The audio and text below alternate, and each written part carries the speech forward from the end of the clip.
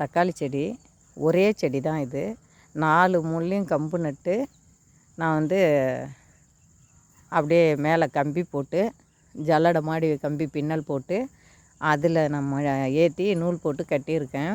பாருங்கள், முழுக்க முழுக்க நிறையா காய் இருக்குது. காய் பாருங்கள், இது காய் வந்து சரஞ்சரமாக காய்க்குது பாருங்கள். அப்படியே ஒரு கொத்துக்கு 10 காய் 15 காய் இருக்குது. முழுக்க முழுக்க இயற்கை வேளாண்மை துறையில் நான் இயற்கை வேளாண்மை பண்ணிகிட்ருக்கேன். இந்த ஒரு செடி மட்டும் நான் 2 மாதமாக வளர்க்குறேன். இதில் நிறைய காய் இருக்குது. இது தக்காளி பாருங்க, அப்படியே பழம் சின்ன குட்டி குட்டியாக இருக்குது. ஆனால் இது வெளிநாட்டில் 1/2 கிலோ வருமா ஒரு தக்காளி. ஆனால் இங்கே வந்து இது இந்த ரகம்தான் இருக்குது. சின்ன சின்னதாக தான் இருக்குது. நம்ம மண்ணுக்கு இது பொடி பொடியாக இருக்குது. இருந்தாலும் பரவாயில்ல, பழம் வந்து நல்ல டேஸ்ட்டாக இருக்குது.